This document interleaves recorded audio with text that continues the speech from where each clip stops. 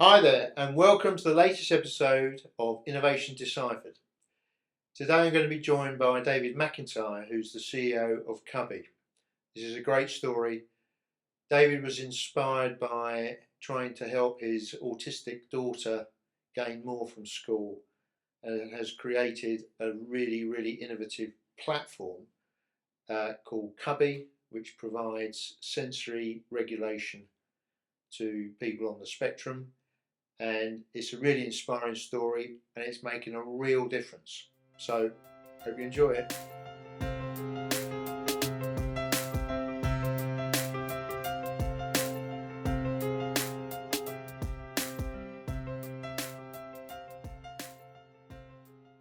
Hi, David. Tim. So, David McIntyre is the CEO and founder of Cubbie, who's our guest today on the Innovation Deciphered podcast. So, David, just can you give me a little bit of background about yourself? Well, I'm a designer. I've worked for some big brands, a lot of little brands, but I guess the most famous one would be AGA. And we've done a lot of design work for them back in the day, maybe 10 years ago. Yes. Uh, This is the cookers. the cookers, yeah. Yes. Yeah, and the stoves. I designed, Stoves. I was actually designing their stoves, would you believe, not their cookers. So cut my teeth there in engineering and design, and it's probably helped me to get where I am today, that's for sure. So, David, you were doing design for Arga, and then what happened? I decided I needed to be a manager, and I got promoted to a job in Sligo, which is a town in the northwest of Ireland. And that didn't suit me too well. And I left that job and decided to start my own business for my sins in design. And that wasn't going great either, actually, funny enough. But I was asked actually around the time to design some equipment for a school, which was interesting. And I guess three things kind of come together for me at around the same period. I was made redundant, so I had a little bit of cash.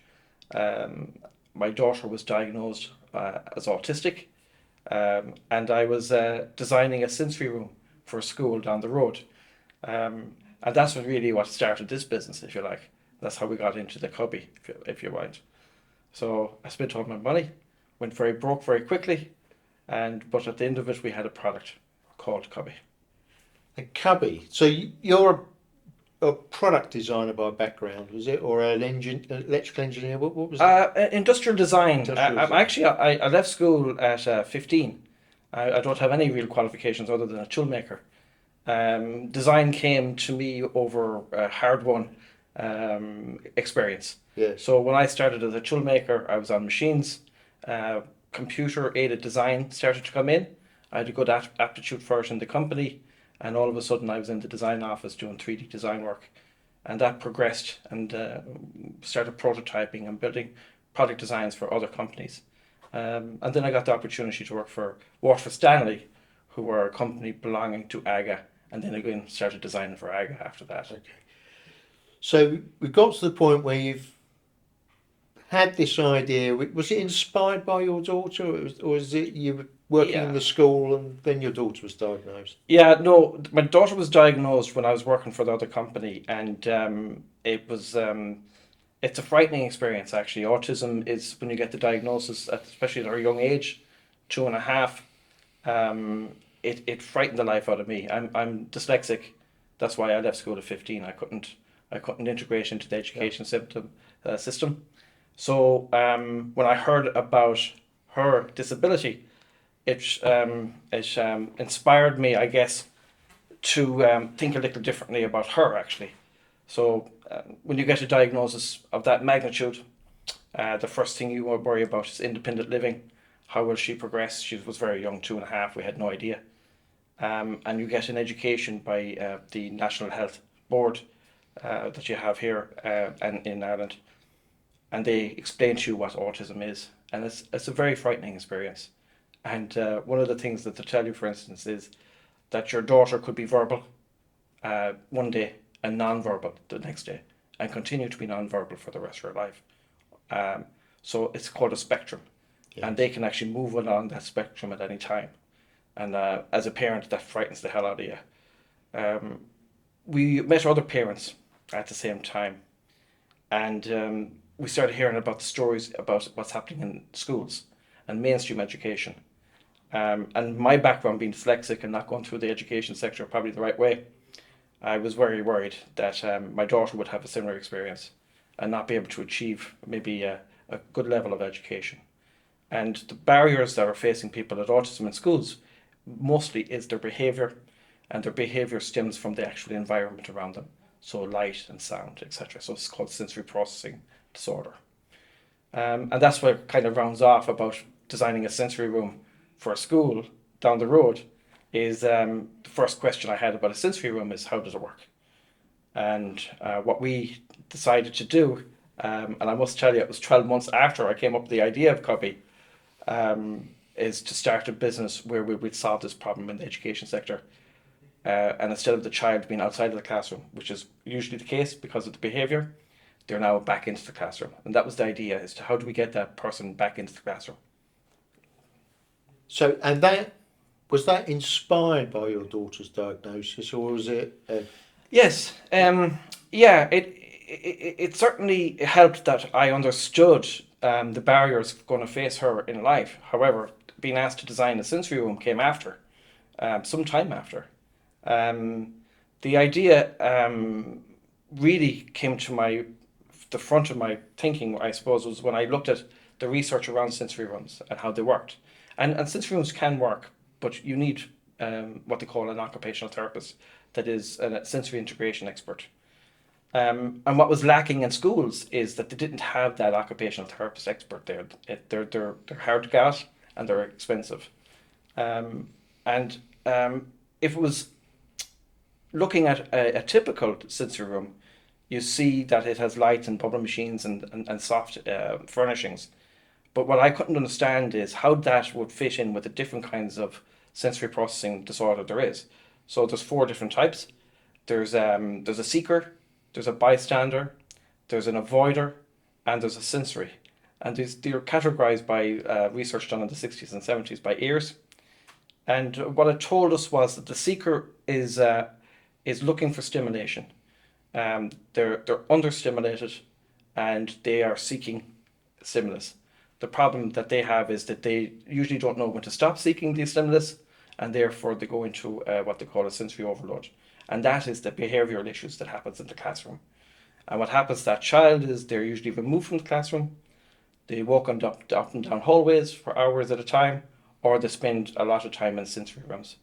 And what we would try to do is we looked at that issue about that person's needs and how do we deliver them quickly so that instead of walking the corridors for 2 hours or being sent home, they're now back in the classroom being educated. And that's what we've achieved with Cubbie. Brilliant. It's just amazing. So how did you said you had the idea and it took you 12 months to do anything about it? Yeah. So what were you doing, the research then, or? I was actually very afraid of it. Actually, very afraid of it. It's a big undertaking to try to change a system. And that's what Cubbie is doing, is changing a system, an education system. I've had many inventions in my time. Some worked, some not so much well, didn't work so well. However, I knew if I took the first step in this journey, because of my child's diagnosis, that I would be all in. And that the amount of work and effort that it would take to get this off on the ground and moving and change people's thought processes around their issues would be a seismic undertaking. And it has proven so. However, we are making progress. Just to give me an idea, that how long have you been working on this now? 7 years now. 7 years? Yes. So concept, you had a year really worrying about sounds like the magnitude of the task, then 6 years implementing it. So what's the last 6 years been like in terms of you've got your processes, your products launched, or? Yeah, it's a story of failure and success. The failure, the redundancy money I was talking to you about was spent on the first prototypes. We went to the school that wanted the sensory room built. I explained to them what I was going to build. I had invented, and they said yes, we'll take 2, and I went, excellent. This we're on the road. This is a winner. So we built 2 products, and we made the terrible mistake of saying to them, let's trial one of these and see how it works. And I had an occupational therapist help me, and we went into the school, we put it in, and it didn't work. It worked for the child, however, it didn't work for the school.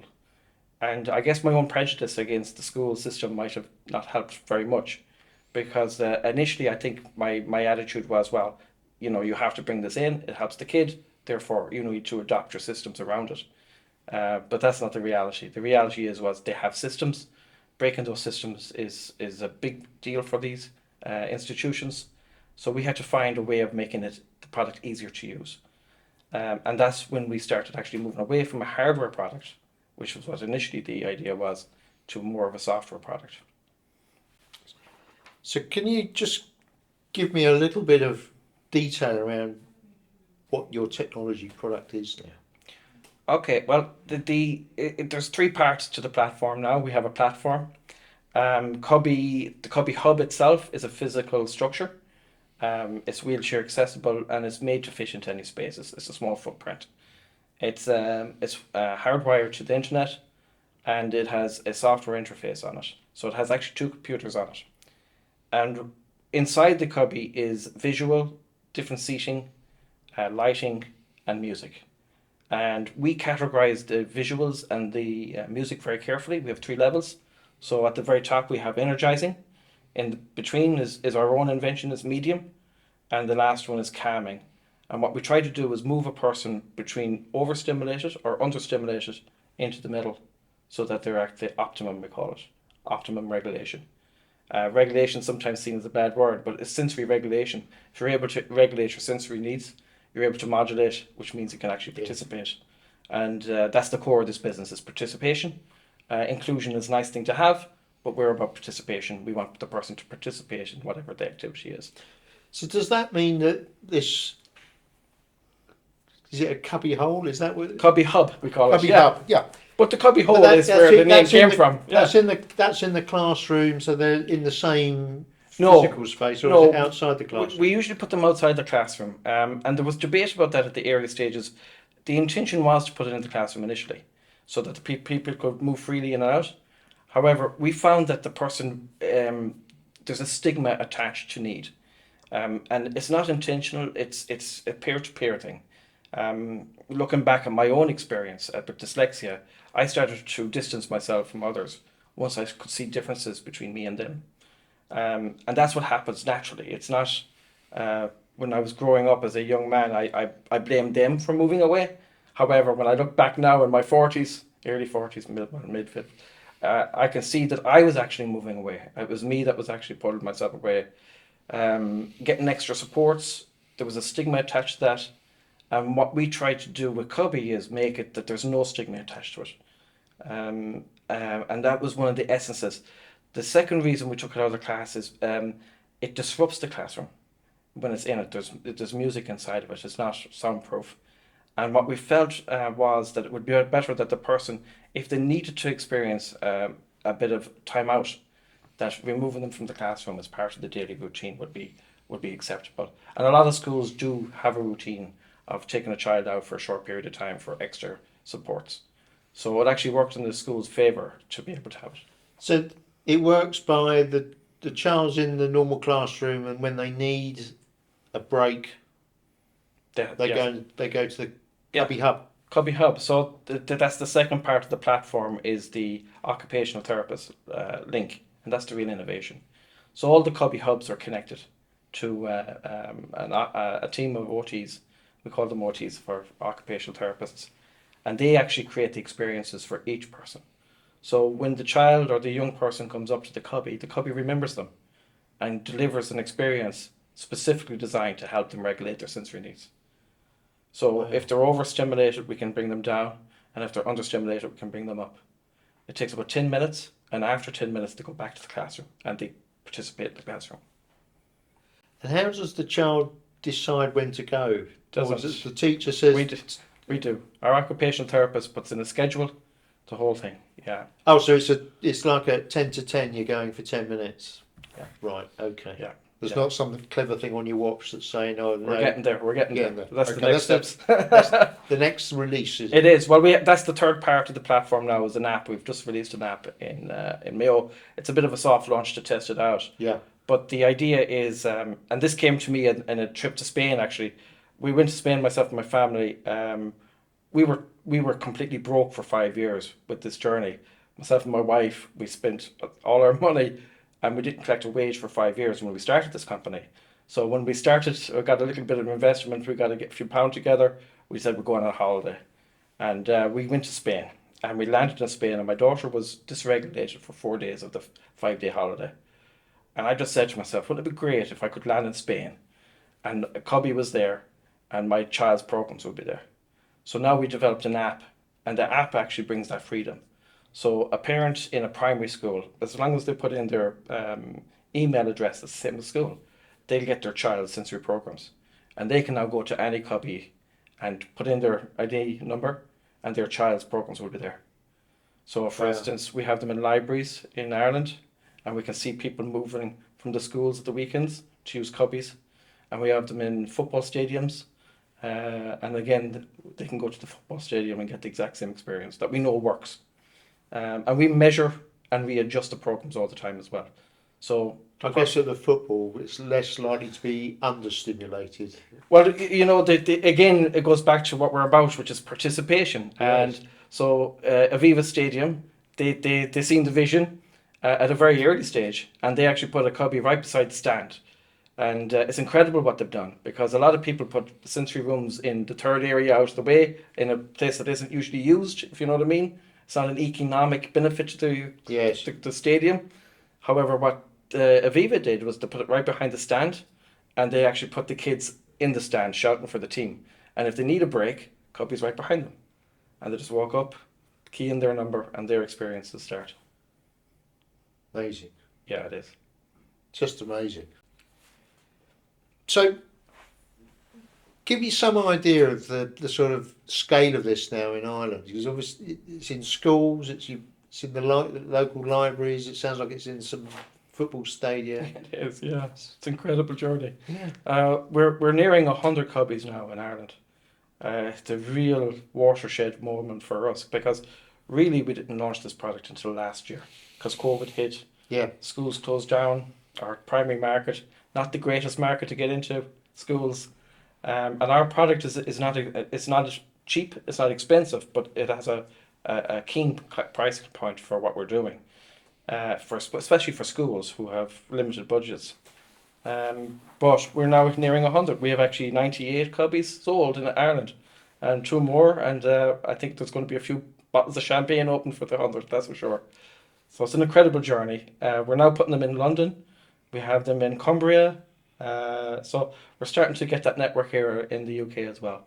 And again, they're all connected. So somebody in London could fly into Ireland with the Cubbie program and use their Cubbie program there. Just key their number in. That's just amazing. It's just amazing. So, there's nearly 100 in Ireland. And what effect has it had on the children and I suppose their classmates? Have you been able to measure that? We have, yeah. The Education Authority in Northern Ireland just done a big case study with us, and it's incredible, the impact. We at the beginning you're never sure, you come up with an innovative idea, you think you're doing the right thing by connecting things together. It's one of the powers I have as dyslexia. I can jump to a solution, but it's not always right. But that's all right. We knew it was working, but it was feedback we were getting. We never had anything really tangible to show that it was working. Once we started collecting data, which we do now, and we got the opportunity to do a case study with the Education Authority in Northern Ireland, we had 8 schools take part, 160 students, and the results were incredible. We've changed, I think, and it's hard to be humble when you're on these things, but we have made a huge impact on the lives of not only the child, but on the school and on the parents and the greater family. Yes. And there's a halo effect to what Cubbie does. For instance, talking to a young girl in St. Ides in Dublin, She talked to me about, she loves Cubbie. It's all about space, her experience we built. So what we do is, if you tell us what your special interest is, so you might tell me you have science and maths for your special interests, we'll create a whole space experience for you. And it's all categorized and carefully choreographed. And what I'm trying to do for you is give you something that you're interested in and experiencing instead of just something generic. And this child told me about her space journey in Cubbie and that she wants to be an astronaut.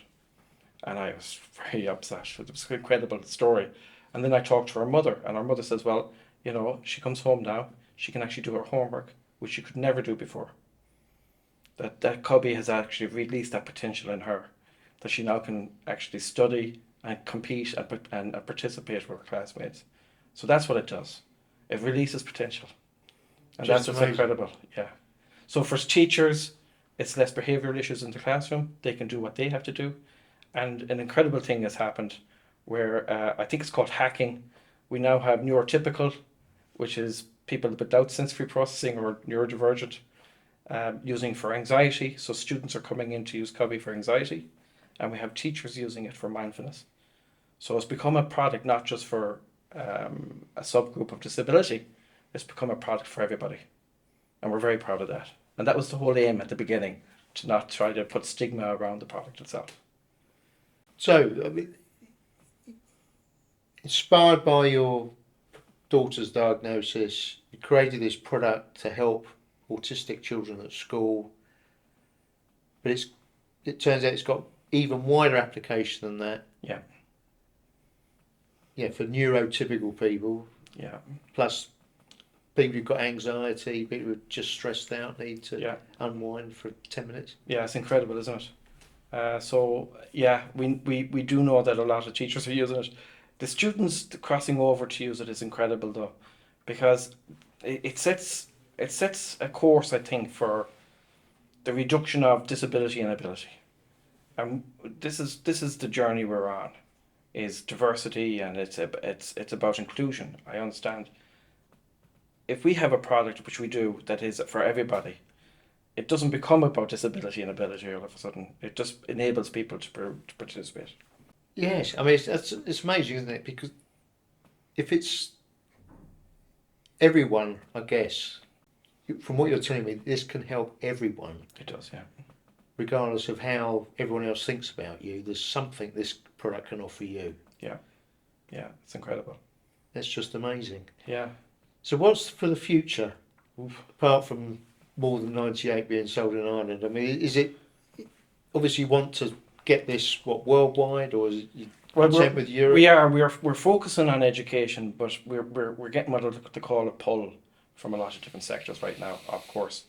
As word gets out there, we have more and more schools coming on board, making the investment. The one thing that we're trying to do is get corporate social responsibility involved. And we think that there's a huge opportunity for, number one is, one of the things that corporate social responsibility can't get is data of the impact that they're making with the money they're spending. We can give them that. So we're moving more into that space to try to find a lever, I guess, for schools to be able to afford to buy the product, and for the corporate social responsibility to tick that big box about disability, community, and education. It's usually the three of the four pillars that they have. So this product fits there nicely, and I think that's the next steps for us, is to try to fill that gap of funding these products going in. And we're starting to see a lot of companies do that. Furthermore, I told you about the ecosystem and the infrastructure, and that's the vision, by the way, is to build this infrastructure so people can move freely. We see this in shopping centres, but more importantly, we actually see it in the workplace. And we're now talking to some big companies about putting these into the workplace. And again, what interests me was, initially, and I must say, I might be a little bit skeptical about people's intentions. I thought it was a box ticking exercise of inclusion, got a Cubbie, we've done what we should do. However, the remarkable thing was that the company that actually approached us first, they're looking to employ people with neurodivergencies. They're looking for autistic people. They're looking for dyslexic people, ADHD. They want to bring these people in because these people are the free thinkers that they're looking for to drive their businesses forward. And I just thought that was incredible. So the idea was the journey was education, community, and the workplace. And we're just about to hit the third one already in our second year training. So it's incredible. It's an amazing story. It's an amazing story. So, well, David, I mean, it's just been fantastic having you on the podcast today. Really appreciate you coming over from Ireland and talking to us. So, everyone, hope you enjoyed that episode, and I'll see you on the next one. Bye. Thanks very much. That was great.